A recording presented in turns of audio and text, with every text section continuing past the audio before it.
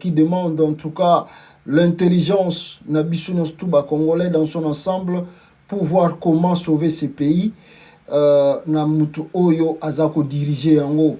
Vous savez que Monsieur Antoine Tshilombo est venu au pouvoir par la fraude et il reste là aussi par la fraude et sans vision, sans programme. On ne sait pas le monsieur aligné à même RDC ou Wapi. Alors, ce sont des choses qui fait peur l'ensemble. Il y a Mboka surtout. Il y a Congolais parce que si vous regardez la situation à l'heure actuelle dans le pays, Nengembo Kezali Kozala dirigé, vous pouvez que s'étonner et de dire que avec cette allure, il y a de risques que la RDC est sombrée dans le grand chaos. Et ce chaos, on va partager, on peut dire, dans quelque sorte, la responsabilité parce que nous n'avons pas su à sauver cette nation, sauver ce pays. Namamutu Oyo, Batutu Bazomonake, c'est vraiment un aventurier et qui est là juste pour amuser la galerie au sommet de l'État. Alors, bande kolona peuple congolais, depuis hier, Toyebisaki Binoke, Monsieur Antoine Tshilombo Félix, Azalaki na Rwanda. Il y a eu des disputes, il y a eu des échanges. Et beaucoup de gens ne nous ont pas cru. Batebele va dire, oh non, c'était l'information erronée, faux, il y a l'Ukuta. Mais je pense, plus nous avançons, comme on dit toujours, que vérité et un escalier et peu comment.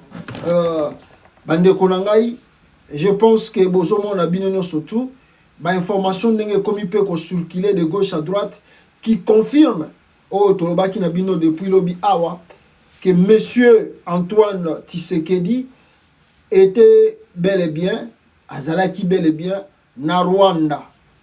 Alors, mais il y a eu des choses. Il y a eu des choses où elle est qui na Rwanda. Il y a un moment où Zongeli Lelo, Ndeto Tchelibino Titrouana, pas invité par Kagame, Félix Tshisekedi humilié et chassé na Kigali na Rwanda. Alors, qu'est-ce que nous avons reçu comme information? Nous avons partagé Nabino et le mois va rester avec moi. Et puis, Tokolobela, Makambo Chiko Titambwe, Vital Kamere, l'élection de l'Assemblée nationale, bureau. Et puis, Tokota, l'avancée, depuis hier, j'ai commencé à parler de ça, que Corneille Nanga, AFC, tiré M23 à 20 km de Goma. Et je vais partager quelques points, beaucoup de choses, beaucoup de trucs. Il y a Monoskou, Bakimi Terrain, alors Batiki, Mboka Namaboko, Yanani. Namaboko Anani. Alors, on va veiller voir cela avec vous. Et Bokoyoka, révélation, Nini Ezakoleka, Nakati, ya RDC. Alors, rapidement ici. Bande Konangai. Nazwa point Oyo ya, je peux dire, élection Foué Salama l'Assemblée nationale. Il y a bureau. Donc ils doivent définitivement Kozwa Tokopona qui seront les dirigeants de l'Assemblée nationale. Alors, le Obabenga tracasserie to échange eza koleka lelo l'Assemblée nationale et notamment Lwakaningi Ninkingi Vital Kamere Yepe aza koluka comme président de l'Assemblée nationale. Il a formulé ou il a essayé ya kosala moi o babenga ka groupe moko boye ya ba parlementaire pour na kolakisa ki azana moi ba député belé ba ko ponaye l'Assemblée nationale.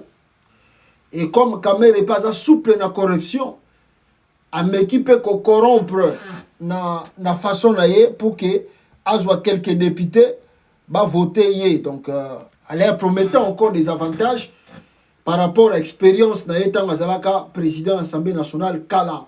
Donc si vous me faites faveur, Yakoponanga Vital Kamere, en tout cas président de l'Assemblée nationale, je vous garantis que Oyo, à Kozwa et Lokoboui. Alors, qu'est-ce qui se passe aujourd'hui? Alors, voilà le pourquoi j'ai tenu quand même à partager avec vous. Yo Oza Kokota, faites-moi en faveur, Lobina Monaki, like Ezalake Bele, Yo Oza Kokota na direct Nabiso, aimez la vidéo et partagez s'il vous plaît. Soko Kotiawa, en tout cas, aimez et partagez, s'il vous plaît. Surtout Bandego Bazan na YouTube et na Facebook. Alors, Loakaningi Ninkingi Vital Kamere, le peuple congolais, Astiembo Wangé, Makambutu Wangé, croyant que son ami Félix Tshisekedi peut être na côté naye, a appuyé pour que Loakasingi Zeyabima président de l'Assemblée nationale, parce que Kamere voyait la primature, mais Bomoni Baje Basalié, Timona Mwasi Oyo, Ayekobima, Premier ministre. Or, n'oubliez pas, selon l'accord de Nairobi, l'accord de Kenya, c'était prévu Félix président, Kamere Premier ministre. Kamere président, Félix Tshisekedi Premier ministre. 5 ans, 5 ans, c'était convenu comme ça. Mais vous avez vu le jeu politique au Salamaki, Kamere a quelle prison et Bayeko Tikaye, bon, c'était leur coopération. Maintenant que Kamere a moniqué, bon, premier mandat, turbulence, FCC, Félix Fassala, Atiki. Deuxième mandat, Yango et Baoutou Kozwa, Kamere a boyiko s'éloigner la partenaire naye. Balbi Tobokendeti na Souka, surtout que Baebi Keza presque deuxième mandat. Donc Félix a boyiko zonga na moi, Bakor Basalaka na moment de campagne en 2018. Grave année, mes frères et sœurs, Félix a humilié Kamere, a yokisi Sony, a sakani na molimo nae, a nommé nae moi Siwana comme premier ministre. Kamere qui a vu que les choses bandé Koyamabe a se précipité à quel côté Assemblée nationale pour que Achata Libaya Kuna bima président Assemblée. Vous avez vu hein, le jour où tu Koleka, moi Babouskila de Salamaki na Liboso a parlé du peuple, Bitumba même Mutumogo ya Kamere, ceux qui ya Mboso ba Beta qui est tout ça. Donc, vous avez vu les images. Maintenant, Lelo, ni les Oroleka. Na uti kozwa, photo batinde lingai, et na kata photo wana, on nous montre Vital Kamere, et plutôt Mboso Nkodia, na Muto Babengi na kombo ya le secrétaire général de l'UDPS, kombo na enani. Augustin Kabouya, en tout cas, peuple congolais, Basali, to babimisi image, yakola sa partenariat na bango, l'UDPS et Nani, Mboso, ticket gagnant pour l'élection définitive de l'Assemblée nationale. Vous pouvez voir cela ici, peuple congolais, et je vais montrer à mes frères Dino Bozana en direct, Awa, Boumonape, ticket gagnant, il y a élection définitive, il y a Assemblée nationale. Alors, si vous regardez cela, vous comprenez déjà, Nanya Kozala, donc vice-président, il y a Assemblée nationale, c'est Augustin Kabouya, et le président de l'Assemblée nationale est Kozala Nani, Mboso Nkodia. Candidat de Union Sacrée, vice-président, Augustin Kabouya, et Mboso doit rester toujours comme étant président de l'Assemblée nationale. Ticket de l'Union sacrée pour une Assemblée nationale au service du peuple dont la dignité est sans traitise. D'abord, sans traitise. Donc, pour lui, les gens qui vont voter Vital Kamere, et vous allez erreur parce que Loakasingize Vital Kamere, Azali traître. Voilà le pourquoi il faut qu'on éloigne déjà de le début et Azala président et Assemblée nationale. Bon, je ne veux pas rentrer dans l'élection dans Congo. Na lingite pour la bêtise trop. Na dans focus mingi comment on peut faire des choses pour changer. au lieu que tout le monde comme gouverneur, non, comme sénateur. Donc, moi, je n'en parle plus de ces choses-là parce que c'est trop de bêtises. S'il y a un conseil que je peux donner à Vital Kamerhe, c'est simple.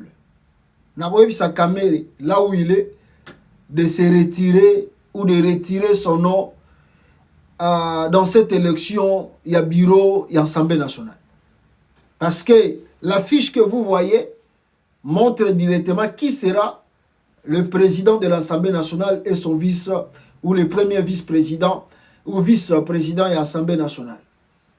Donc, Kamerhe, au Azolinga Sala, est risqué et humilié encore davantage.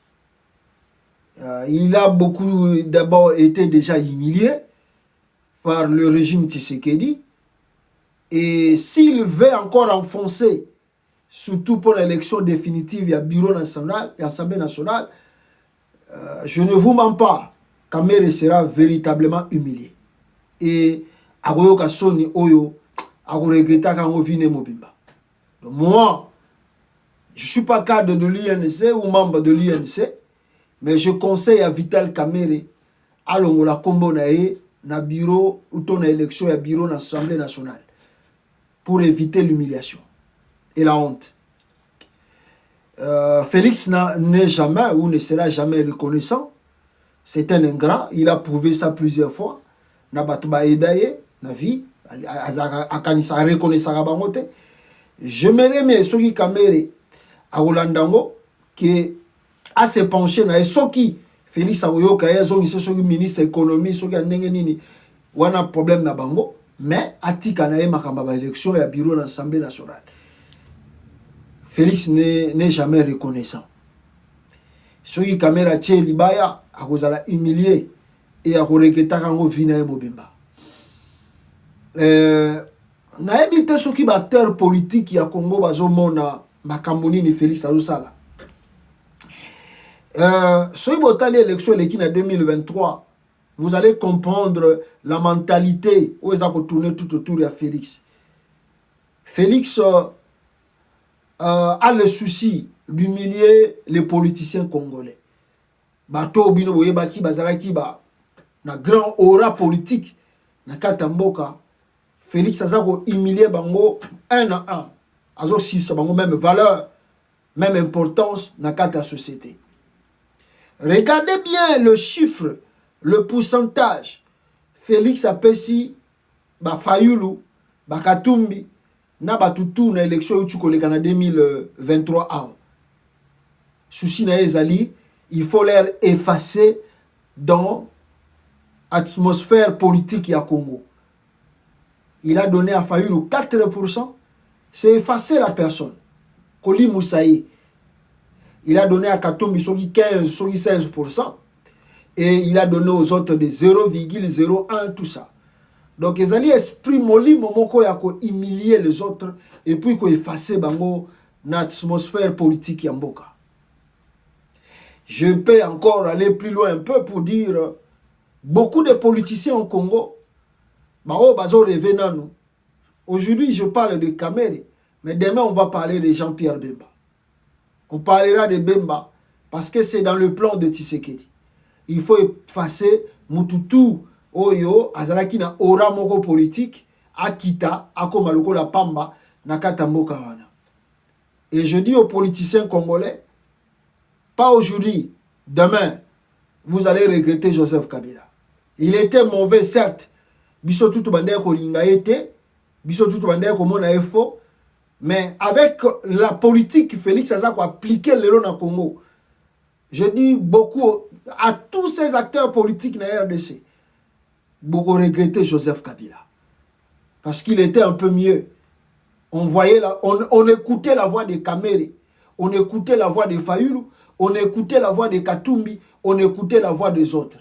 Mais avec Félix Tshisekedi, je vous dis, Katumbi, Namai, Fayulu, Namai, Kamerhe, Bazo Kitise Namai, et puis ça va venir, Bemba aussi va descendre dans l'eau. Si tu ne parles pas, ce qui te le moli mbamute, Aroboma binonio surtout, politiquement, Nakatamboka. Alors, à bon entendeur, salut. Oya koyoka, zana mato ya koyoka, ayoka. On verra la suite. Alors, rapidement ici. Wanazaki premier point. Deuxième point rapidement ici. Nangina lobela mwa mukie eloko ya Chris ya Chikoti Tambwe. Peuple congolais, bomoni Chikoti Tambwe azali général major, je pense. Oyo Félix abombadaki ba grade yemoko. Mutatinda qui était akomisa Chikoti Tambwe général major. Félix croyait que Chikoti Tambwe a plus d'expérience que les Kabayav, que les Kabatumusus Bazaraki na côté kuna. Maintenant, aujourd'hui, au moment où je vous parle, Chikoti Tambwe azalaki na front, azalaki na côté à est ya mboka. Précisément, na Rwindi. Avec le M23, basalaki front. Et ce qui est comment, Chikoti Tambwe meki ko sala front a kokite. Et le kola koki ko sala front wanate, ba M23 ba koti ba botoli Rwindi. Tango ba botoli Rwindi, kona nanga sali communiquer. Abi na Chikoti Tambwe na ran oyo Félix a commission na kati armée, eza bienté, eza soni. Et tant que eza général major, ba tio na front ba botolaka yo ba territoire. Et kozala bien pona yo, oya kokota na yo ta côté na biso to ko protéger yo. Boyo kamaka mo baleleki. Ya liboso Félix a tigine teloko wana. Paf tomoni lettre ko bima na ministère de la défense pa ya Christian Chiwewe a bengisi équipe nyonso tout ya Chikoti Tambwe bazonga na kati ya Kinshasa. Chose faite, bazupe avion na bango a partir à Goma bazongi. Na lobi na ba congolais ya liboso. Pourquoi Félix azongi ici Chikoti Tambwe? Abangi que Chikoti Tambwe a voulu kolongwa na FARDC akende kokota pa ya Corneille Nanga. Deux, pourquoi Félix Tshisekedi azongi ici Chikoti Tambwe na kati ya capitale? A échoué na mission ba pesaki. Tomoni ba Yav, soki lelo Filemon Yav aza na kati ya prison, c'est parce que yé pas azalaki na mission to ba pesaki pe territoire lokola Chikoti Tambwe et que Filemon Yav a échoué na yango et loko nini leki bakangi ye ti lelo aza na prison toyebi ba condition nini azo traverser te sans jugement. Ça fait presque 2 ans, 2 ans ou 2 ans et demi que Filemon Yav aza na prison sans jugement. Mais maintenant, botala eloko Félix asali suko na Chikoti Tambwe. Azongi si Chikoti Tambwe na Kinshasa. Au lieu, tango ba Yav bayaki mbala moko demi-yap bakangi etake prison, au lieu esala mandengwana et pas ya Chikoti Tambwe, Félix asali inverse abongoli makambo. Pourquoi abongoli makambo? Chikoti Tambwe arrive à Kinshasa na équipe na ye ache bango nono na hôtel. Ba misusu soki ba ye ba valaka mbala moko na demi-yap ti bake prison. Mais Chikoti Tambwe a komi na kati ya capitale. Félix a zui Chikoti Tambwe a logé yé na équipe na ye na hôtel. Et a pesi bango liberté, bango yuko circuler na bango na kata mboka ndenge balingi na kata capitale, voir leur famille. Et soki demi-ya paza na posa ko invité bango ayoka bango, a bengisi bango mutaza libre accueilli demi-ya pa yokiye pour na ba yeba pourquoi Rwindi koyaki. Mais pour le Filemon Yav, ezalaki ndengwana te. Pourquoi Félix a sali yango? La liboso parce que Chilombo aza tribal. Félix aza tribaliste. Chikoti Tambwe aza muluba. Et les Filemon Yav sont des Katangais. Pour punir Filemon Yav, étant que Katangais, a tindi na front, a échoué na front, a zongisi a tien bamon na makala. Et ce n'est pas simplement Filemon Yav. Ba misu soupe ba officier, ba zawa na kata Congo, ba échoué Félix a longola bango. Pourquoi Félix a longola Célestin Mbala, étant que chef d'état-major, a remplacé na Christian Chiwewe. Célestin Mbala azali Katangais, Christian Chiwewe azali Muluba. Félix Amoni depuis alongola Célestin Mbala na poste wana na fonction générale chef d'état-major.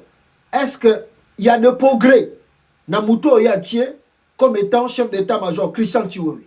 Il n'y a pas de progrès. Le FARDC n'avance pas. Le FARDC ne récupère rien. Mais pourquoi Tiki Christian Chiouazana? Parce que Christian Chimouwewe, à Tabalobi, a parti Katangé, mais c'était Moulouba, à Tiki Ewana. Véritable tribal. Maintenant, regardez. Chiko Titamwa Kinshasa. Au lieu même de Balobi Bachaki Bangon Hôtel, à Kenarolek Sagab interview, na demi-ap, na évité ceux qui va ici combien de séances il y a interview na kata demi-ap, na évité combien d'interviews avec ici. Aujourd'hui, nous apprenons, je vais vous montrer aussi le tweet.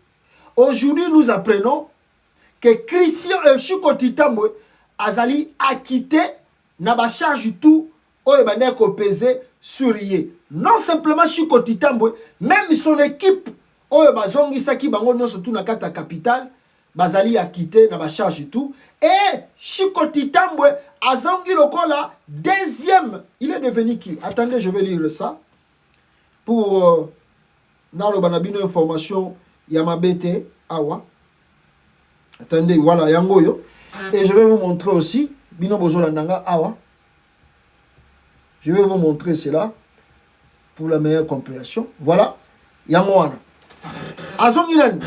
Selon nos informations, les 9 officiers rappelés à Kinshasa après la chute sans combat de Rwindi sont désormais libres de leur mouvement. Le général Chiko Titambwe a repris ses fonctions précédentes à Kinshasa de sous-chef d'état-major chargé des opérations. Sans combat, Babunda ki na Rwindi te bakimi. Filemon Yava Kimaki, Azana Makala sans jugement tilelo 2 ans et demi. Chiko Titambwe, na batunaye babundi te bakimi. Félix Azongi si bango na Kinshasa. Na ebite balekisi combien de séances na demi-yap. Félix Tshisekedi a libéré Chiko Titambwe et Chiko Titambwe Azongeli Moussala Naye étant que sous-chef d'état-major, il y a l'opération. Ça, c'est pas l'injustice, c'est ça? Ça, c'est pas le tribalisme, ça, au sein de l'armée congolaise? C'est pas le tribalisme, ça? Si c'est un Congo, on l'arrête, on le met en prison. Si c'est un Mongala, on l'arrête sans jugement, on le met en prison. Si c'est un Mouchouaïli, on l'arrête, on le met en prison. Si c'est un Moulouba, on le rappelle, on le met dans l'hôtel. Après quelques séances de travail, on le libère, ils sont acquittés et ils reprennent le travail. Ça, c'est pas le tribalisme, ça? Ça, c'est pas la division de l'armée, ça? Ça, c'est pas la coterie? On va bien la coterie. Oh, esa coterie. Je vous montre l'exemple ici. Je vous montre l'exemple hein, pour que vous compreniez Madame Nazolo Banabino. Regardez cet officier. Il est Katangé. Le monsieur là que vous voyez, Oyo, Azali Katangé. Il est Katangé. Qu'est-ce qui se passe maintenant avec lui? Qu'est-ce qui se passe avec lui? Invité à la demi-ap. Depuis le 24 février 2024, l'inspecteur général adjoint FARDC, le général-major Mouindo Akili Mundos, reste injoignable et inaccessible. Invité le 24 février 2024. Peuple congolais, l'inspecteur général adjoint à FARDC, le général-major Mouindo Akili Mundos, reste injoignable et inaccessible. Nous avons même appris qu'il serait mort. Qu'il serait mort dans les locaux de l'ex de Miap.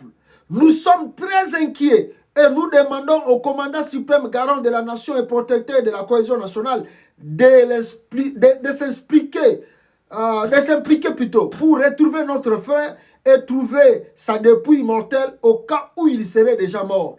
Vient d'alerter son frère Philippe Chamamba au nom de sa famille, demandant au Bureau des droits de l'homme de la MONUSCO et d'autres organisations de défense, de défense des humains de s'impliquer sur ce dossier.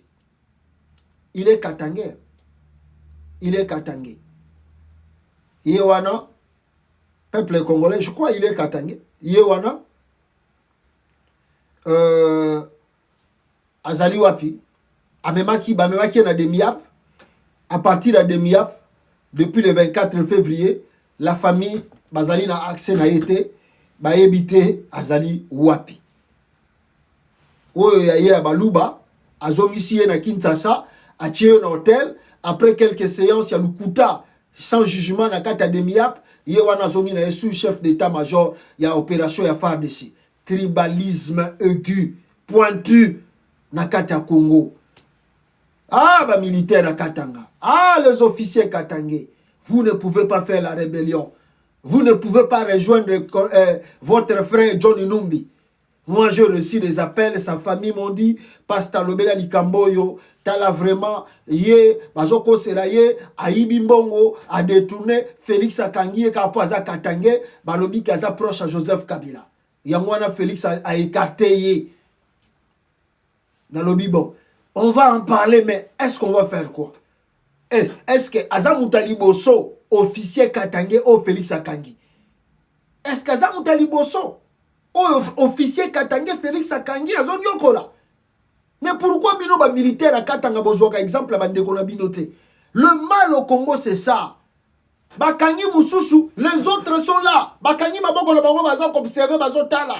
Ah, Waneza Ye, Waneza Ngaïté. Le jour que vous voyez,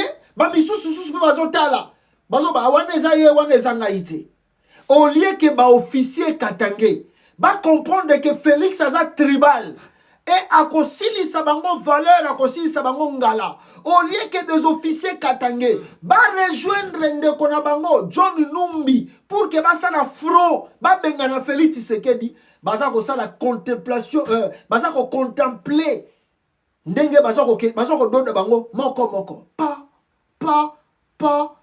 moko azokende. Qu'est-ce qu'on va dire? La faute à qui? La faute à qui? Combien de fois si tolobela kango tolobela kango tous les jours avec Félix Aza tribal. Il n'aime pas que un Mukongo azala na poste munene na kata armée. Alingakate que un Mushwahili azala na poste munene na kata armée. Alingakate que un Mungala azala na sous na poste munene na kata. Vous ne voyez pas, vous n'écoutez pas. Bozo yokate, on tozo bundela mboka. Bozo bundela tribu ou bien bozo bundela mboka. Félix est méchant. Il est méchant ce monsieur-là. Il n'est pas fait pour l'unité du Congo. À qui la faute? Ah, Célestin Mbala wana ba côte scène retraite forcée. Tilelo Célestin Mbala tala gane kakaboy. Au lieu que Célestin Mbala a rejoint d'état Corneille Nanga, a rejoint d'état Johnny Numbi na front. Célestin Mbala, moi j'étais déjà général, je ne peux plus faire ça. Nazo zambongo nanga retraite, c'est fini quoi. Si on doit Rabino Bo, Ninge Félix Azodo Dabino Bon, on va dire quoi?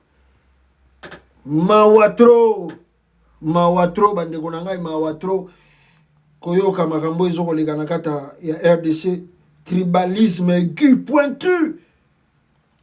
Ya Félix Antoine Tshisekedi. Ya kosakana kutute ya koloba pete. Voilà, avant de connaître na point mususu, na yina ti la bino 2 points. Et puis, dans un point moko, il y a Makasi à front. Et puis, on va revenir sur un dossier. Et puis, Tokotala, Félix Tshisekedi, comment Azalaki humilié dans Rwanda et pas à Paul Kagame et d'autres chefs d'État Bazalaki présents. Naboyok Sabino dans nos vidéos moko rapidement ici. Et on va revenir maintenant pour parler de 2 choses. Avant toktame dossier ya fuite ya Félix Tshisekedi humilié na kati ya Rwanda. Alors vidéo yo bogoyo kayango peuple congolais et bogo comprendre de quoi il s'agit.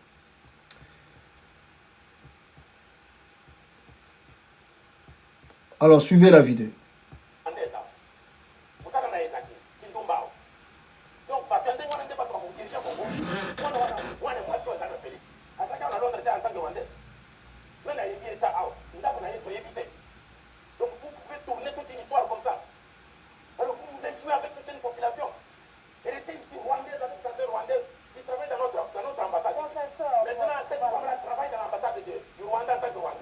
Mais sa grande sœur est rwandaise. Comment elle devient maintenant congolaise?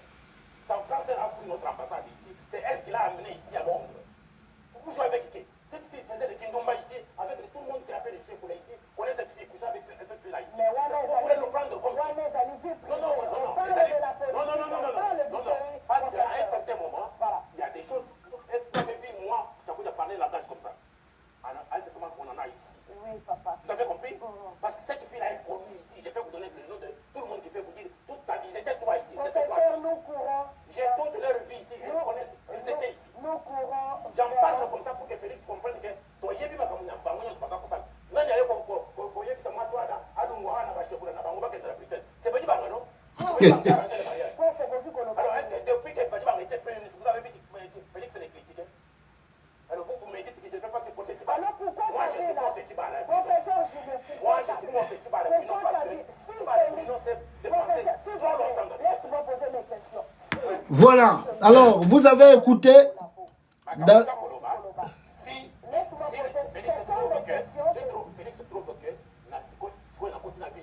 Voilà. Félix Tshisekedi, j'en ai parlé ici plusieurs fois. Et puis, Tolobela Ngomba Lebele, que sa femme, Azar rwandaise, Batubavana à Londres, depuis Londres. Et moi, je suis à la Mahamama, Minene Nakata Londres, Denis Nyakeru Wana Bozomona. Et tant que dossier comme Makassi, à cette époque, la technologie n'était pas vraiment développée. Nengezaki Lelo, Lelo. Que ce soit sali infraction à Londres, au Kimi à Bruxelles, il y a beaucoup de facilités bazon isayo Londres. Et batumingi ba commettre ba crime. Ils allaient qui au moins am sali crime à Bruxelles, à Kimi à Londres, ou bien sali crime à Londres, à France, ou bien à Canada, à Kimi ba tebele. Ba tebele ba congolais belé surtout au bande ko sala ba chèque, bando sa ba biloko wana, ba participer na ba mafia wana trop. A sali biloko tango amoni ke kombo na epende komi sali ya mabe. Alors pona ko batelama ou bien akende ko sala opération côté mususu au mona longwe na France, à Suisse ou bien aux États-Unis ou bien au Canada. Alors c'est comme ça aussi Nyakeru au azalaki na Londres. Après ko kanga ye ko mona ba biloko to banda ko sala aye ko longa Londres à Belgique à travers Sami Badibanga. Moutabalisa Félix Tshisekedi, son ami, hein, c'est son ami.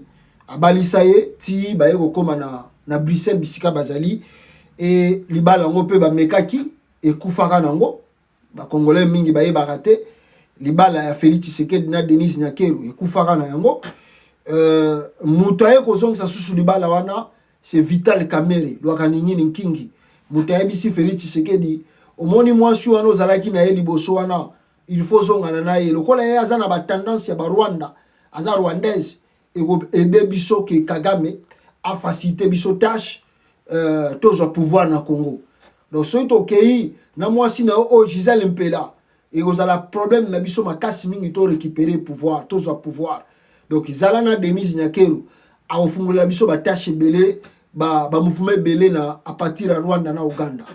Sur ce vous avez vu hein, Bato bamonaki bandele ya Félix Tshisekedi na étant d'abord opposant akenda ko sala dîner allié à l'anniversaire à Museveni étant opposant avec sa femme Denise Nyakeru.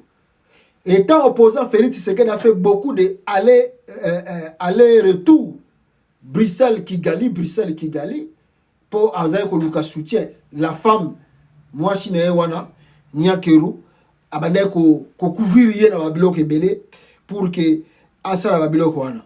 Et c'est cette femme qui joue encore l'influence jusqu'aujourd'hui. Il y a comme ça même qu'on pesait sur Félix Tshisekedi a nommé Judith Kuluta comme étant Tuluka plutôt, a nommé Judith Sogi Tuluka comme étant premier ministre de la République démocratique du Congo.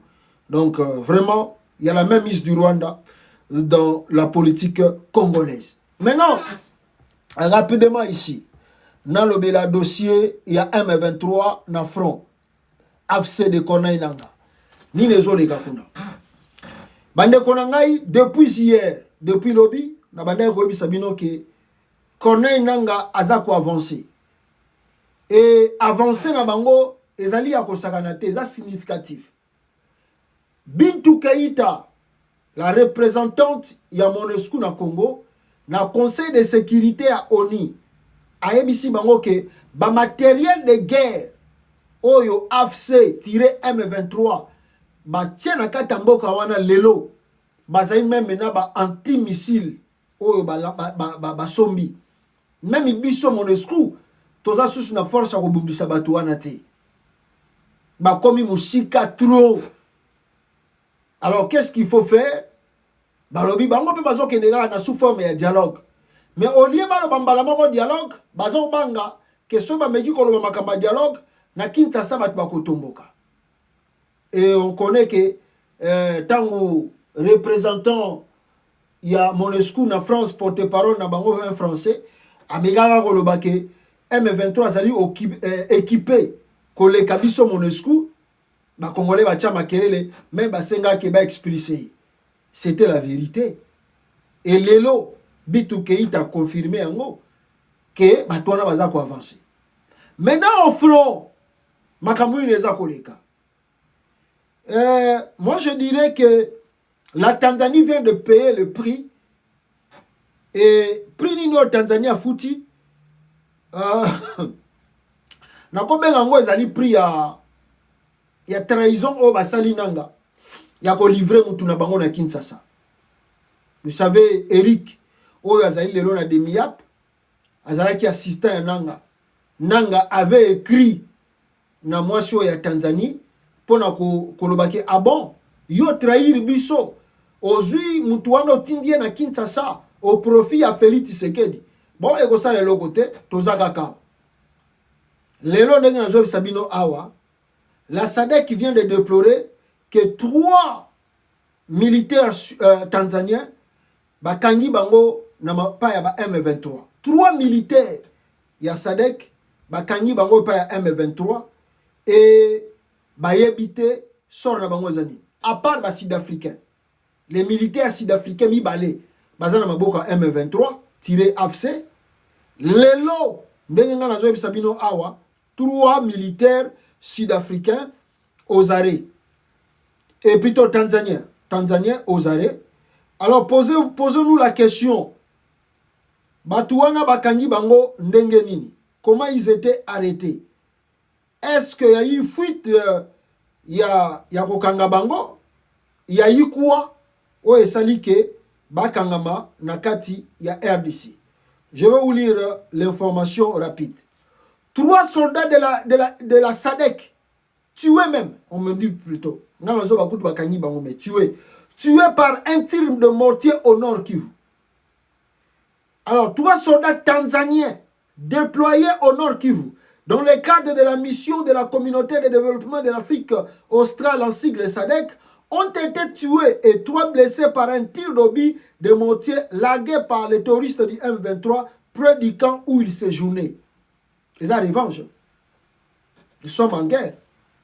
Moi, je pense que même le Cyril Ramaphosa, des fois, comme il comprend qu'est-ce qui se passe aujourd'hui à l'est du Congo.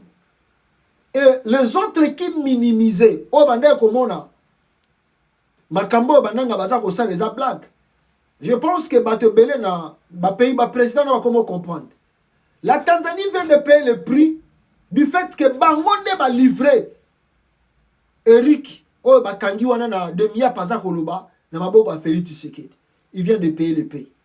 Baoutu ko futa prix nango yangwana. Cyril Ramaphosa lokola bande koyoka te, nanga yebisa ki ah bon, yozo take biso, zela to l'action tactique de guerre, awa c'est nous qui contrôlons les choses. Bakangi des militaires sud-africains, bavandi na bango kuna na côté kuna. Ramaphosa a changé de discours, hein? Et comme il va politique. C'est pour montrer que AFC bar M23 baza groupe a kosaka na ngote. Batouana baza bien préparé. Donc mututu akolinga a livré bango to a trahir bango à moins que ça na ba soldat non na kata Congo te. Mais si on a ba militaire non na kata Congo, tu payeras le prix. Au foot à prix. La SADC vient de déplorer 3 militaires tanzaniens bakoufi. Maintenant à qui la faute? Mais c'est la RDC qui doit dédommager. La République démocratique du Congo n'est pas dédommagée. Bah intérêt à militaire. J'avais dit à Félix, Félix, ne bandelita va zobeng sa militaire et belé namboka. Na isa Félix c'est n'habite là. Papa, je ne sais pas si tu mesures un peu la gravité à kobengi sa militaire y a ba étranger namboka. Ce qui va koufi, c'est vous qui allez payer la facture. Et puis, bah dommage wana. Boyebi soki kozala nini? Boko futa ngo ndenge nini? Ce sont des prix à payer parce que les 3 militaires tanzaniens ont bakoufi. Et ali nyongo Tanzanie a kosenga RDC. To yebite ba bloko ni ba kosenga. Mais Félix a raté. Tala lelo na kata Est à Congo. Tanzanie. Ça, Afrique du Sud. Soki Namibie.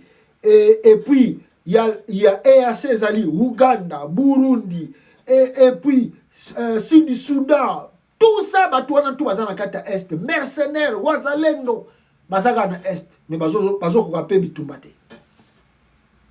Melo le kitro. Et même à tel point, la bombe atomique est à l'Est. Mais cela n'empêche pas l'avancée. Il y a M23, AFC de Nanga. Cela ne les empêche pas d'avancer.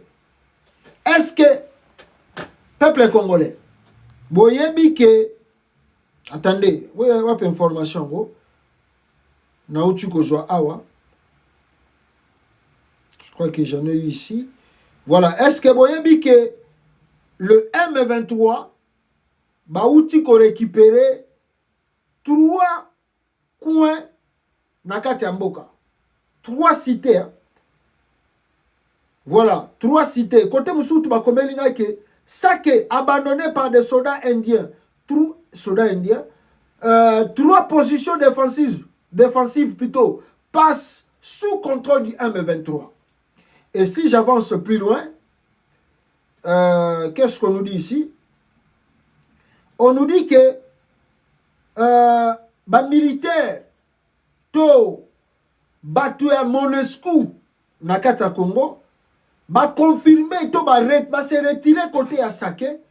Et au moment où je vous parle, 3 localités est passé dans Maboko Nabango. Et si on avance encore plus loin, pour que vous compreniez encore, la Monescu confirme que les rebelles M23 tiré AFC au lieu de 20 km on a ebisa kibino lobby. Ba komi na 15 km de Goma. Qui veut dire Batouana basi babotoli Goma et si bazui Goma. Bogomo nango kaka quelques jours les akoya. Maintenant baton tout Félix Abengisaki baya ko aider RDC pour s'en sortir dans la situation de traverser. L'Afrique du Sud a boité éponge à partir de Rwanda, officiellement. La guerre du Congo doit se régler politiquement. Dialogue. Mais Félix Aboyaki bata EAC pour un dialogue sans offensive. Lelo a fait d'ici dans le binaye dialogue. EAC, dialogue. Communauté soi-disant internationale, dialogue. Félix Assoukit. Asili Maïli. Boyoka 2 vidéos oyo. Il y a Ramaphosa na Rwanda. Et puis, il y a Thabo Mbeki qui parle de dialogue, pas d'un front. Nakatsa Bitumba RDC. Écoutez Ramaphosa ici. Let's speak about the challenges that are prevailing now as a result of the situation in the eastern part of the DRC, and how both countries, in fact, how the region, SADC, can work towards installing peace. We all agreed that peace was an essential component of fostering the development of this part of the continent, and that in doing so, we should bring the conflicts that are happening in the eastern part of the DRC to an end. And also, whatever actions that are going on to also destabilize Rwanda through the incursions of the FDLR. So there are a number of forces that operate in this area, and we agreed that a peaceful political solution is the best option to any military action. And beyond discussing with President Kagame, I also had a number of discussions with a number of other leaders. Voilà, politique, Puna. Boyoka Sikoyo, Tabombeki, qui parle aussi, il faut toujours dialogue dans la RDC. No, see, this is part of the country and we indicate that, you see, I'm quite convinced, as where the presidents of Rwanda and the DRC, when they signed an agreement, that there's no, you can't resolve the problem in Eastern Congo by force of arms. You cannot. You can send in troops and the people will die, but it will not solve the problem. So I'm very, very sorry to hear this, that the people that died from South Africa and other African countries. It really is very important, and that's what I would say was asked. Let's disengage the forces. They are there already, okay. Let's disengage them so there's no possibility of clashing. Because clashing is going to result in people dying for no reason. Just separate them so they're far from each other, and then work to find this political solution. And I know I'm very, very glad that this President Ramaphosa are very committed to this pursuit of a political solution. I think certainly I saw him like that. Very, very committed to finding a political solution. I think that's very, very important. But I think any situation which results in the deaths that we mentioned, which really is important, is unnecessary. We're wasting people's lives for no reason. Voilà. Les choses sont claires. Boyoki Tabombe Kinenga Lobina Bino, ça ne sert à rien d'aller faire la guerre là-bas à l'est du Congo. Toujours qu'il ne perdre ma vie à battre pour rien. Et puis on ne va pas trouver une solution sur ce problème de l'Est par le front et par les armes. Il faut passer au dialogue. Alors Chilombo, soi-disant diplomatie internationale, Bangona Lutundula, le résultat est en Oyo, Boyoki Binomoko qui front Moko Gosala Mate Popé Sabango solution. On verra maintenant la suite de Kinshasa, ce qu'il va faire. Parce que hier, bon, on a qui consécration, il y a Paul Kagame na Rwanda, chef d'État, non surtout, na ancien chef d'État, yaki na Rwanda, en commençant même par Bill Clinton, na Rwanda kuna, yaki kotia maboko na bango pa ya Kagame, pour na kolebisa bino ba Congolais, ke baza toujours sima ya Rwanda, bo matabo kita, baza sima ya Rwanda. Alors, ceux qui bino boko somael était, Bokolela, na makambozo le kana RDC. Il y a l'incompétence au sommet de l'État, à tel point, toyebite, décision ni Félix Azako Zouaka, pour na faire avancer Mboka, pour na assurer sa insécurité. Il a bien trouvé le pays, même si c'était pas parfait, Mboka Nenge Zaraki, mais au moins, il y avait un peu la calmie. Moi, calme Zaraki n'a parti à Est. Félix a abomignon surtout, à côté ici, la rébellion, ba territoire oyo ezalaki lobi na maboko ya Congo nyonso tout lelo koti nango na maboko ba M23 tiré AFC oyo nanga za ko diriger à qui la faute nyonso tout kaka oyo Joseph Kabila lingi était Kabila mtaza ko bloquer FCC à Kabila, mais non, ce sont les compétences, c'est manque de vision, manque de programme. Monsieur Chilombo a habité nini akola mkalobi na tongo alamuki boye a éviter loka kusala. Moi je vous ai dit combien de fois si na ebisa ba congolais a bolanda ngai ke Félix Tshisekedi boit beaucoup l'alcool. Combien de fois mes frères na ebisa bino ke monsieur Anthony Chilombo amelaka lotoko grave, amelaka pel ba whisky ya makasi. Ya makasi ko ya ba whisky pene ya makasi Félix amelaka. Donc, il arrive toujours en retard au bureau. Félix, il a un bureau retard. Il part souvent à la maison vers 1h, 2h du matin. Amélie, wana tanga zo tsonga nda kuna kwiti ya kosakanati. Et tanga keka nda kwa lali ne pongi. Sikoyo, soki bomoni Félix alamuki tongo 9h, 10h, 8h. C'est que jour où on a peut-être conseil de ministre, soit à un rendez-vous, il y a tout, de Félix Alamuka Tongo. Mais dans Naba Nini Mususu, il y a un bureau toujours 15h, 16h. 15h, 16h. 15h, 16h. Ayaka kwiti na kwiti. Oh. Bakoyebi sabino vérité te, mais tozana bino awa. Le bon Dieu est vivant, Nzambe na biso tosambelaka. Mikolo koya Félix aza sous président te. Bakoyebi sabino bo sotoni ne sala makanaka ta présidence wana. Alors motane wana un irresponsable, botike liemboka, bozo croire que sécurité voya na partie est. Bon, bananga pe yango wana bakomi peme na Goma. Kalate bazo zwa Goma. Monesco a confirmé que kala mingi te bazo zwa Goma bakomi na 15 km à Pamba. Suko moins de escarmouche azab. Yé moko Félix azab. Comment un président encore déplacé bino boyebité?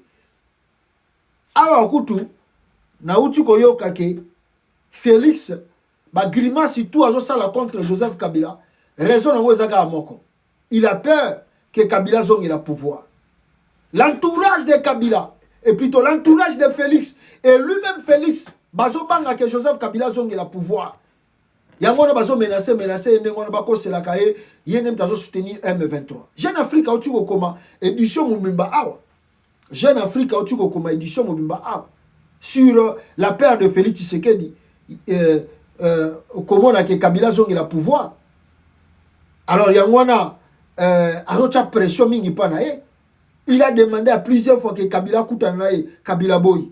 Il a demandé plusieurs fois à Bengisinem Naba président à Tanzanie pour que Kabila Ayokelae, Kabila Boy. Alors, il manque qu'est-ce qu'il faut, qu'est-ce qu'il peut faire. Alors, qu'est-ce que je dois faire? Alors, Balamoko, akomiko Luka, nanaza peut menacer bango, sinon te bakozonge la pouvoir, biso toko koma ndenge nini, soki na makambutu to saliao. Écoutez un peu quelque chose. Oh, bango balobi awawa. Jeune Afrique n'attend pas d'emboire. De poursuite contre l'ancien président. Depuis que François Beya, l'ex-conseiller spécial de Félix Tshisekedi, est tombé en disgrâce en février 2022, chaque voyage à l'étranger de l'ancien président est soumis à l'autorisation préalable de l'ANR. Les proches de l'ancien président ont plusieurs fois dénoncé des tracasseries administratives et une restriction de ses libertés de mouvement. Mais Joseph Kabila peut-il être poursuivi? Alors, ce total na loi à Congo, Kabila n'a jamais poursuivi. Alors, si j'avance un peu loin, pour Nakoloba, Kobanga ya Félix Tshisekedi, comment on a que si Kabila est toujours là, donc il y a la peur qu'un robot ait pouvoir. Alors, bah vers tout Eric Aouta Kosala, Ezaki Nango ya Buzoba. Si je peux lire ici quelque chose, Oyoremochi Bandalobaki, alors si le camp Kabila a réagi, qu'il fait l'administration, tout ça.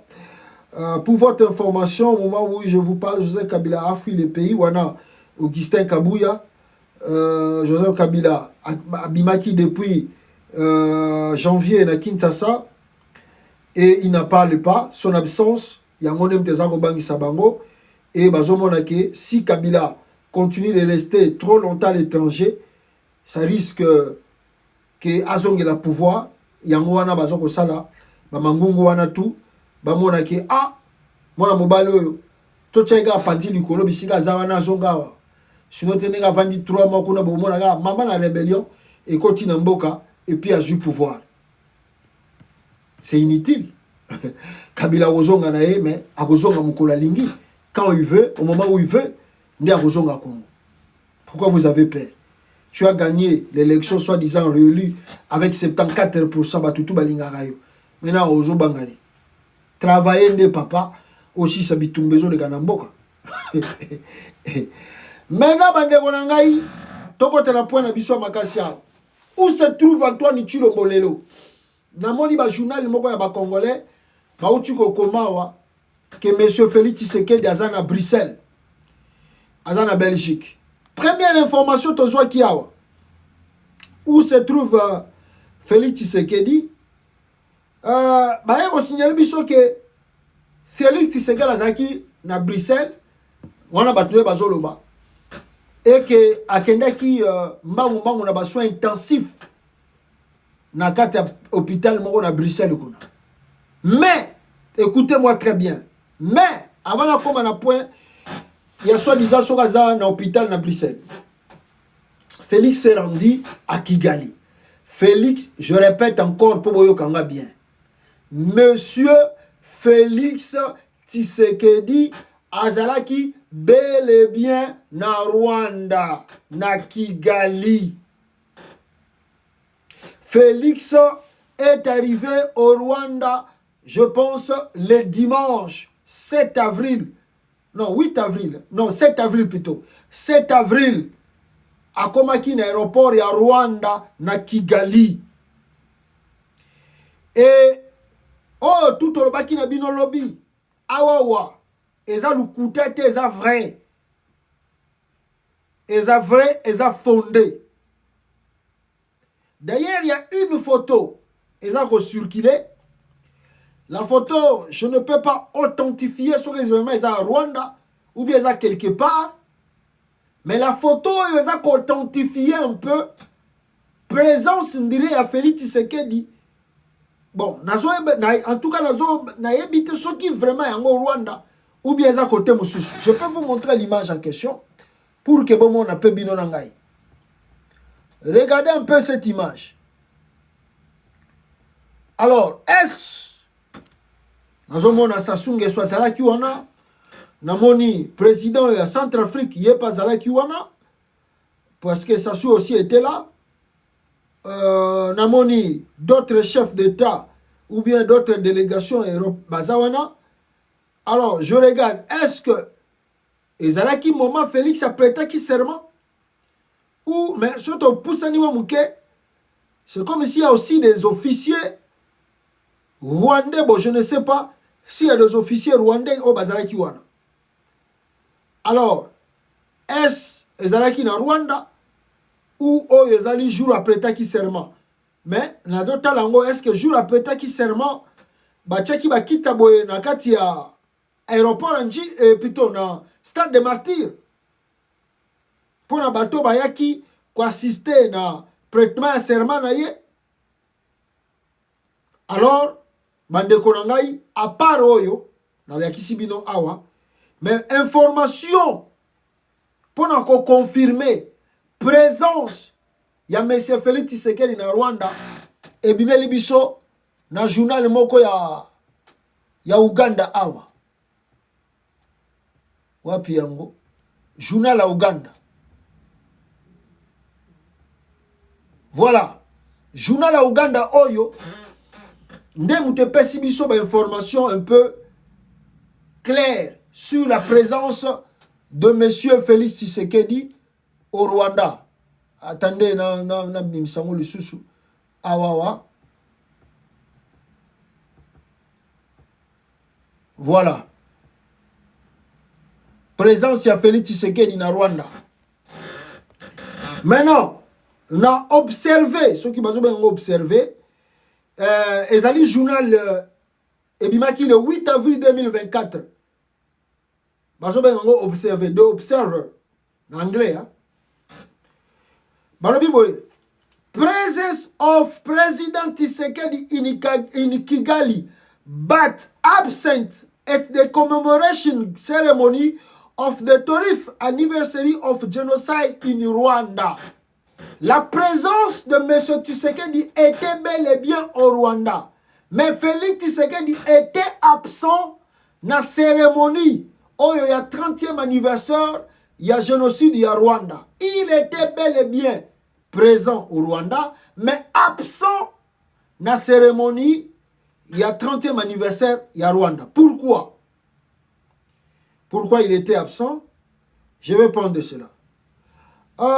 This weekend, April 6, 2024, the Rwanda Authority organized, Rwanda va organiser qui je vais sauter, des events, événement ou organiser qui y a génocide dans Kata Congo. The event has squirreled the curiosity of all countries in the region. Donc, et attira qui un peu attention, il y a batutu na kati ya région, ndenge bazosa la cérémonie na bango. In a region in the world, such as the surprise, la surprise, landing of the president of the Republic, of the Democratic Republic of the Congo, Félix Tshisekedi at Kigali Airport. Félix Tshisekedi azalaki na aéroport ya Kigali. Donc surprise. Ya Félix Tshisekedi na aéroport ya Kigali. While his country is going through a difficult period following the growing insecurity in the east of the country, where the rebel movement that he says is a branch of the Rwandan army that arms to destabilize the Congolese territory and take advantage of mineral. Our sources within the Rwanda intelligence service says that the Congolese president was on Rwanda soil, but last weekend, Félix Tshisekedi azalaki bel et bien na sol rwandais weekend outi koleka, malgré l'accusation que c'est le Rwanda qui arme le M23, c'est le Rwanda qui déstabilise le Congo, tout ça à travers le M23, mais yewana azalaki na aéroport ya Kigali la semaine passée parce que journal de 2008. And they point out that the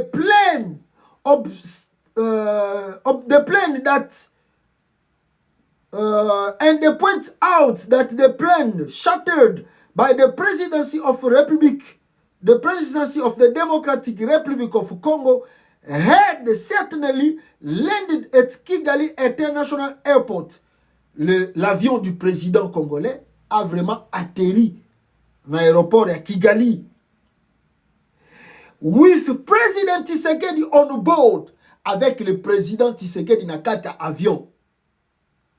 But then left after the refusal of a Rwandan official who did not expect the improvised visit according to Rwanda immigration official. L'immigration rwandaise et puis les autorités rwandaises qui ne savaient pas que Félix Tshisekedi allait venir au Rwanda. Bah, que mes messieurs, on n'expectait pas, on ne connaissait pas que toi tu pouvais venir ici. Mais on est surpris que tu es là. Qu'est-ce que tu es venu faire? Immigration à Rwanda, donc bazo traîner dans nous, ba vérifier ba service est-ce que Kagame a autorisé à côté malgré Babilo qu'on a tout ça. Mais l'avion de Félix Tshisekedi était à l'aéroport et lui-même était dans 4 avions. Écoutez maintenant, officiel. Moreover, an intelligence source from the Rwanda presidency, la source d'intelligence, donc les services d'intelligence de la présidence rwandaise, confirme to us that le service rwandais de l'intelligence, donc les services d'intelligence de Rwanda, donc le rôle ANR na bango, il y a présidence, va confirmer bango that the Congolese president met his South African counterpart Cyril Ramaphosa in Kigali. Félix Tshisekedi na Rwanda akutanaki na Ramaphosa. Information also confirmed by the South African Security Service. Et puis la même information a été confirmée par le service de sécurité sud-africain que Félix avec Cyril Ramaphosa bakutanaki pe na Rwanda kuna. He also had a discussion with a high-level American delegation present in Rwanda, as well as with Rwandan political and military figures, but he did not meet President Paul Kagame. En même temps, M. Félix Antoine Tshilombo a rencontré la délégation américaine au Bazaraki na Rwanda. Il y a la délégation Likolo, il y a l'américain Zaki na Rwanda. En même temps, il a aussi rencontré des autorités, tant militaires que politiques rwandais, mais il n'a pas rencontré le président lui-même, Paul Kagame. Akutanena Kagame te, akutanena naba politicien nae, naba militaire nae, et puis naba américain, naba quelques délégations, bazala qui sur place wana. A fact to point out is that the national official is filtered from this visit. Everything happened in absolute discretion.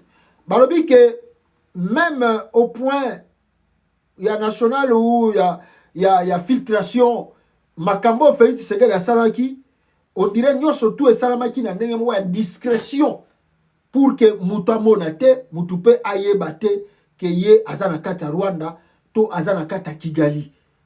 Tout était en discrétion. The reason for this visit remains so far unknown. La raison exacte oyo Félix Tshisekedi azalaki na Rwanda na Kigali, qu'est-ce qu'il est parti faire ou chercher, tisikoyo ezali koyebana te uncertain. Improvised or vomited, it remained to be seen, but Congolese President Félix Tshisekedi remained the great absent in the commemoration ceremony of the 30th anniversary of the genocide in Rwanda, despite his presence on Rwanda territory. Félix Tshisekedi est resté le grand absent, même si on l'a vomi, ou bien on peut dire rejeté, ou tout ça, mais Félix Tshisekedi a tikali, ou bien azalaki le grand absent na cérémonie Oyo, et où t'es koleka na 30e anniversaire ya Rwanda, na Oye Salamaki Batutu bazalaki wana, c'est lui le grand absent. Et on peut dire comme ça, Nandenge Makambo Salamaki na. Mais malheureusement, Nenge Basukisi Awa, malgré que présence na ye, ya Félix Tshisekedi, ezalaki na kata Rwanda, na Kigali. Mais John Numbi a bisa kibino déjà le petit. Chilombo était parti au Rwanda. John Numbi a général. John Numbi a général. Si John Numbi a kokosa. Non, a kokosa te. Ya kozana John Numbi a kozana ba contact na ba James Kabarebe. John Numbi a kozana ba contact na ba Kabarebe. Ata ba Kabarebe te batu na bango ba sultani ba makenga wana tu bazaza côté wana ba koyeba tout oh Félix Azosala. Il était parti au Rwanda là-bas. Atingi kopesa mitindo na Kinshasa oh bolo ba information ote mutaye bate bisika nga na kei makamnazo sala wana eza secret nzoka nda zui avion na ye akosi batu lokola zokende Bahamas pa fabeti shita simakiti Kigali sikoyo makamuni leleki tango akomi na aéroport service de sécurité et immigration oh babi me tonde kozela toza na liste ba invité awa mais yo comme on ezate oh moi je suis venu là parce que c'est urgent, je dois parler avec le président Kagame tout ça. Oh bon babi bon zela to s'est renseigné, c'est un chef de l'État, même si c'était Ezra qui improvise abengi Kagame batuni si Ramaphosa pas zala ki wana Kagame abi Ramaphosa pas zawa, je sais un peu de réconcilier avec d'autres so na boyi ya kota ekopesa fo botika yeka kota so alinga kutana batuna ya kutana e mais le col les alliés officialité bo kangaye pe photo te bo zoye pe vidéo te. C'est comme ça que Félix Tshisekedi bomoni imaginer na Rwanda te ni vidéo na e azalaki na Rwanda siko le col la visite wana azalaki ya rapide ba Rwanda ba bisi bon le col yo silisi visite na yo il faut bima territoire rwandais. Hein? Est-ce que vous comprenez makambo eleki na Kigali kuna? Bah ici bon, tu es venu, tu veux quoi? Qu'est-ce que tu es venu, tu veux quoi? Tu cherches quoi? Oh moi j'ai besoin de voir Cyril Ramaphosa rapidement. OK, écoute Anaï. Et puis il profite à travers Cyril Ramaphosa à écouter une délégation américaine. Il profite à écouter moi quelques autorités wana à soyena bam. C'est bon, tu as fini bon comme tu as fini, tu peux prendre ton avion et partir. Donc Chilombo a commis Rwanda dimanche. Les mêmes dimanches, baboyi ko accueillir accueil moga lekinde ngwana moi kozeli mike les mêmes dimanches wana Chilombo bimi azui avion azongi ne Rwanda. D'ailleurs batu mususu kutu informer ngaki tellement baboya kiko que ayo ka soni makasi Félix Tshisekedi a bangi pour tanga linga bima Rwanda bangi abi ba Rwanda bako minenga avion batu mususu nde babisinga que ba Rwanda ba miner avion akimi il paraît ba bimaki Rwanda na avion ya Cyril Ramaphosa. Félix Tshisekedi ko olia zonga na avion na yemoko présidentiel. Il paraît olia zonga abangi ya bia ba Rwanda ba miner avion na ngai yao. Ndenge ba bomaka abiarimana. Félix azui akoti bazongi na bake Afrique du Sud na Cyril Ramaphosa na avion moko akimi abangi. Bon, yo ba bengi siyote na yelo kwa bato. Yo ke lugani kuna. Tu n'as pas été invité. Ba bengi siyote eloko pe italiote makamba bato papa. Yo va na ndako noto yo ka soni te mako soni na makolo. Félix a été humilié au Rwanda là-bas. Maintenant, il y a des informations qui circulent. Oh, bah mon lien à Bruxelles. Oh, Félix a hospitalisé à Bruxelles kuna parce que bazo kotala soki hernie discale na yewana belaka hernie na yewana baza ko soigner mbango côté kuna. Oh, azan hôpital. L'information là aussi n'est pas à négliger. N'est pas aussi à négliger. Mais Monsieur Chilombo azalaki na mabele ya Rwanda. Ba humilié par Paul Kagame. Ba boyi ko na cérémonie. Akomi lokola mwana muke aluki Cyril Ramaphosa soka zaki na hôtel nini bakutani akoyo non de nakuta na moi délégation akute même pas na Bill Clinton. Akute na moi quelques personnes. Ah, alongwe wana paf. Boyi Félix alinga ba photo. Po soka kanga gata photo na Bill Clinton. Bono ba mona ngona ba réseaux sociaux. Anga banga bino te po oloba ne kaza na Rwanda. Abisa anga bisa bino ke na kende ko ibisa ba américain vérité kaka maza ko agresser Congo. Nzoka na kanga kanga photo na Bill Clinton. Humilié, chassé au Rwanda. Ba bengani ye lokola mwana mukie. Ba bisi bo lokola yo linga ko kuta na Ramaphosa okuta nai. Okuta ina délégation bon, o solo pena ba politicien ya Rwanda na militaire olingi nesuko. Kakende bima. Il est sorti le même jour. Abimi Rwanda.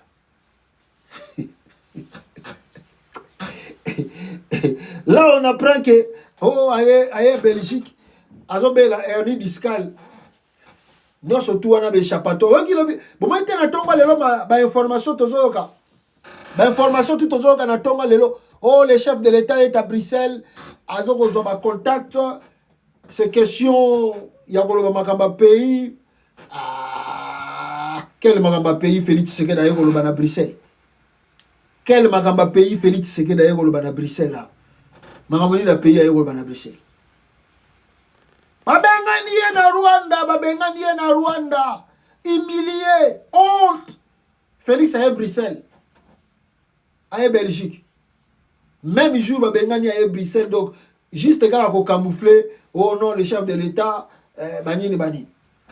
Humilié, honte, chassé. Et pas à Kagame. Tu vois, nous avons bien à Komaki yango. Qui est à Rwanda. Mais aïe bango que Makambuto azo ça les a trop tard. Amata kita zo kende. Amata kita azo kende. Azo tika Congo. Siko bon, bande ko na to ça non peut juste envers nous-mêmes. Feti ya batu. Matanga ya batu. Yo ozofinga Kagame aza escarmouche o salabu. Suko yo fingi Kagame yao. Félix, tu peux pas avoir honte par toi-même que non. Aller là-bas, c'est me faire humilier. Donc olingo provoquer rencontre na Kagame na makasi. Du fait que Kagame alobi ke ngana kokuta na yeli jamais. Félix alobi ah bon, oh c'est une vraie occasion. Le quoi eza matanga na kendega. Na kendega na matanga na ga to kuta na matanga wana ausala nga perie to ba omona ga ba chef de l'état ba ko ya mangai. Ba boyi ko kotisa na salle. Ba biyo ko ta na salle wate. Luga Ramaphosa kuna luga ba délégation américaine kuna kende. Ah Congo. Congo penezo so ba mbata ba gifle ba humiliation. Banda Félix a commis président moka wana. Tala Sony. Ake kangama na Bruxelles. Sony. Ozo sala e wana akekanga na Bruxelles eza soni. Papa, zonga kaka, batu pe bazo zela yo, ba moni ki ozo umela pe zonga kaka. Ba voyage à improvise wana zonga kaka na Kinshasa, yaga to vanda papa, yaga to vanda. Tika oyo ki samboka soni. Quelle honte! Fachi beton, mukwa tombolo. Ata kutu balikaka kosoana mutango. E komi ya makasi bo.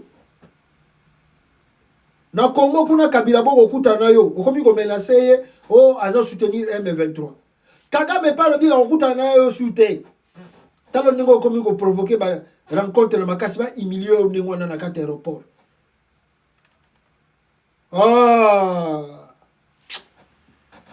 Bandeko nangai, voilà l'information qu'on avait ici pour vous. Pour na koyebisa bino ko signaler bino que monsieur Antoine Tshilombo chassé na kati ya Rwanda par les Rwandais, mais ce que vous devez retenir, apprendre avec tout ça, 7 avril 2024. Il se chuchote de sources généralement très bien informées sur le Congo que Fachi est bel et bien à Kigali.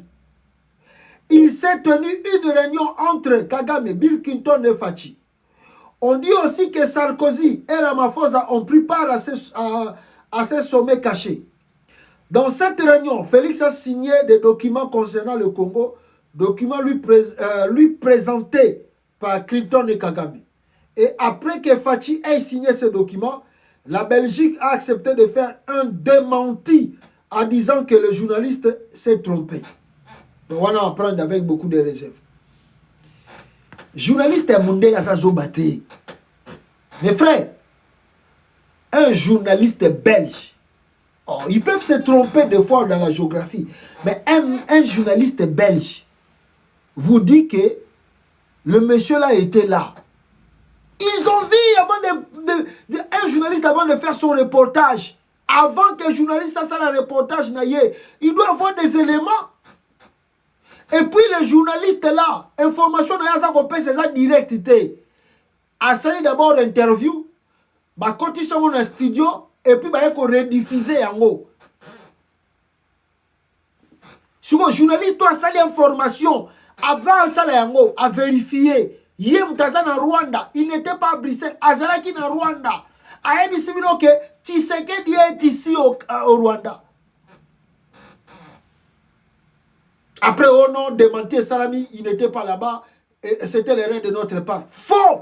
Félix Tshisekedi était là-bas au Rwanda. Il était là-bas à Kigali. Banani babengi journaliste wana. Bango moko ba belge. Ba bisie, vous devez faire un démenti. Yamakambo Bolobi. Enlevez cela. Comme on ne voit pas Félix Tshisekedi officiellement, bon, ça a démenti qu'il n'était pas là-bas. C'est comme ça que les journalistes belges, à son banc européen de Moussala Nae, a démenti. Mais ceux qui ont côté vérité, ceux qui sont plus proches à journaliste wana, a koyebi sabino que Félix Azalaki na Kigali, il était là-bas au Rwanda. Il était là-bas. Oh! Je crois que Bruxelles, azobela hernie discale kuna. Papa zonga na ndako. Zonga na Congo. Bana basi bazolemba, zonga. Voilà le pays qu'on avait à vous dire ici, peuple congolais. Bino Bokota, en tout cas, aimez partager la vidéo. Bande Konangai. Tokute na bino, en tout cas, Mbalasima. Na édition na biso mususu. Peuple congolais. Aimez partager, peuple congolais. Bino Bokota.